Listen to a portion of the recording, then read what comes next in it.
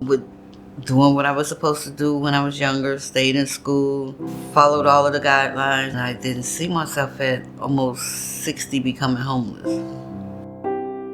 I was talking to her in the beginning. When I would ask her a question, she could answer me. I said, wait a minute, she has some medical knowledge. I said, what was your occupation when you was out there? She said, I'm a nurse. You would never think that somebody in a homeless shelter is an LPN. An LPN is a licensed practical nurse. How do you get to that point where you're an essential worker, you're in a field that's always in demand, and you have no place to stay? So it reminds me not to judge a book by its cover. There's a stigma of homelessness that they're not reliable, they're dirty, they're on drugs, and that's something wrong with them. And I don't think people understand that anybody can be in this situation, and that a lot of us are one paycheck away from being in the same situation. The hours from the job was not as many hours as I normally get. It started cutting down. And then I was diagnosed with bipolar. I had to see total bottom first and then climb my way back out. My first encounter with Delores was a blue or red hoodie. I always had the hood up. She was nervous, fearful. She sought out help. She followed the guidance that we gave her. She worked the program perfectly.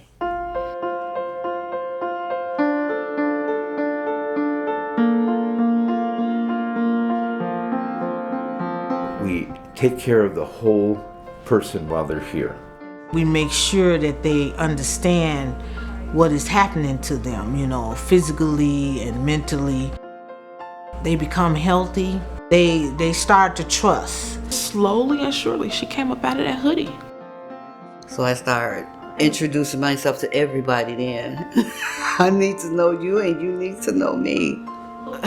Delores came to me, just walked up to me in the hallway and said, hey, I want to go back to school. We looked up her license. She's been an LPN for quite some time and hadn't had her license for 2 years. So we researched, how do you get your license back? She needed 20 CEUs. Let's look those up. Let's get those paid for. And I helped her through those classes.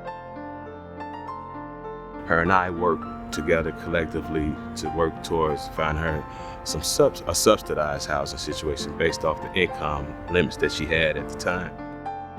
Without housing and stability, it's kind of difficult to work on other things. The Boulevard. It was a big help for me, and it was transformation for a new start. I can move forward.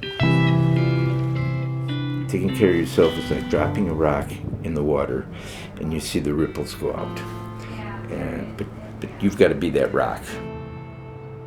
Delores is happily housed, I may say, and she's working on the next chapter of her life. I feel blessed. I feel highly favored again. I feel stress-free, worried-free. I feel like I'm gonna do it. I'm gonna make it. I thought I wanted to give up, but no. I want to keep going.